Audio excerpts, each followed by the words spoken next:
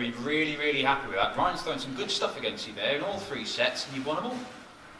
Yeah, Ryan played absolutely phenomenal. Even in that last 6 darts, I thought, oh no, this is going 2-1, and what's going to happen? And then 85 came up, 2 darts.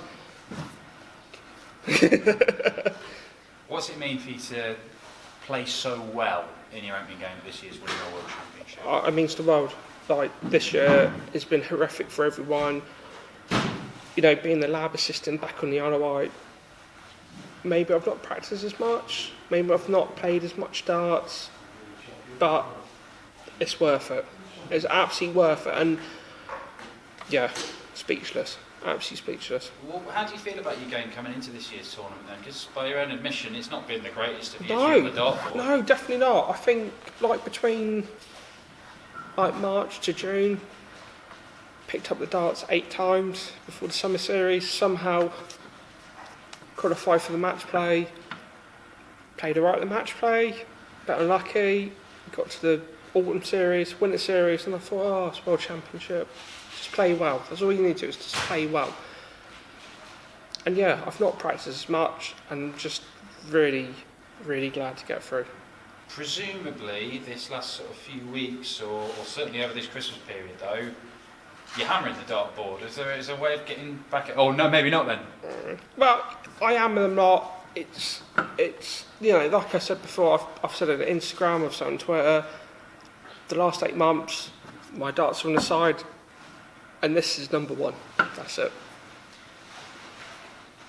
And admirable as that is, putting the NHS and your job and all this, you know, great, incredible work first. There's a Winmau World Championship to be won here, and this might be the most open one in history. Certainly the most open one you've played in. I mean, this is a massive opportunity for you. Definitely. You know, at the beginning of the year, 1st of January 2020, someone said to me, "You want to work nights? You want to deal with COVID specimens? This is going to be a pandemic." I would have laughed. But when I did get to 3:30 in the morning on the NHS at St Mary's Hospital in the Isle of Wight, and I had a positive COVID specimen in my hand, darts becomes easier. And that's it. Really? So can you actually go up there and play with less pressure now? 100%. That's 100%. I literally had the most powerful... I've had the most powerful thing in my right palm, as we speak, in the world. And that's it.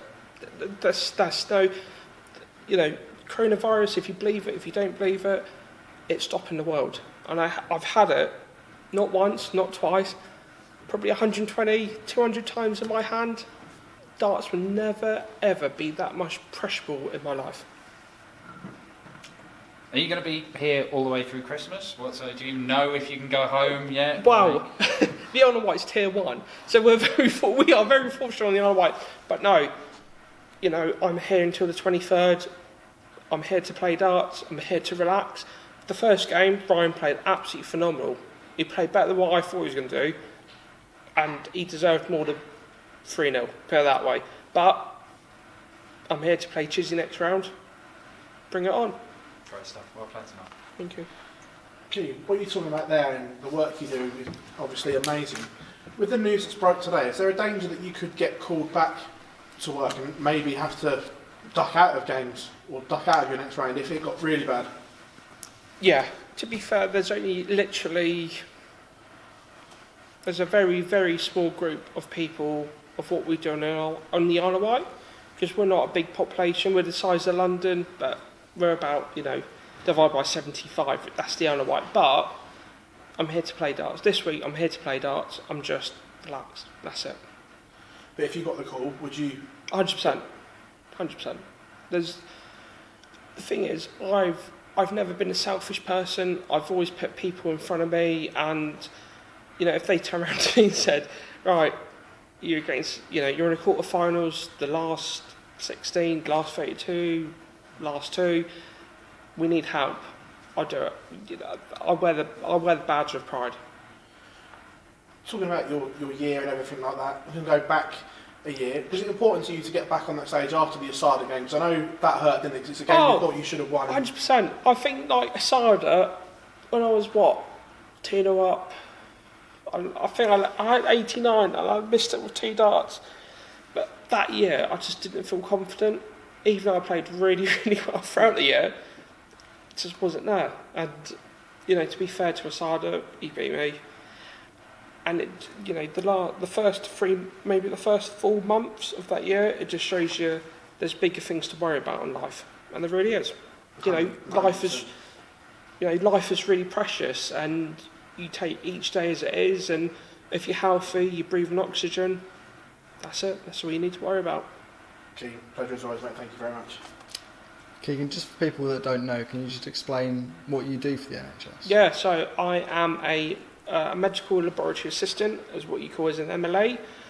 I've worked at St Mary's Hospital in the Isle of Wight since 2011, literally 4 months since I left college. And yeah, I've liked science. It's, you help people without seeing the people, if that makes sense. You see the same people coming in, week out for treatment, blood transfusions, everything. But it's the fact that you never see them, but you know for a fact that you are helping them.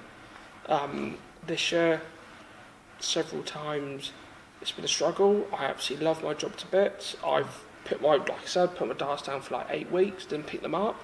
I was horrific in the home tour, horrific in the summer tour, horrific throughout the end of the year. But, I've always put number 1 second.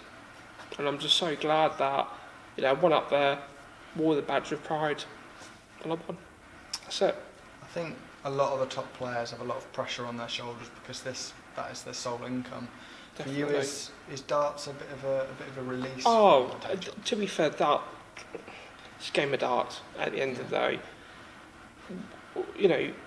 I'm the only one out of the 128 that deals with this phenomenal, the virus, whatever you want to call it.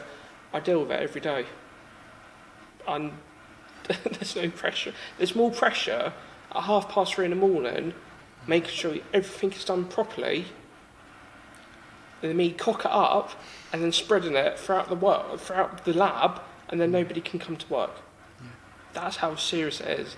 And today, I'm just fortunate that I won. It's a game of darts. Brilliant. Thank you very much for your time, Keegan.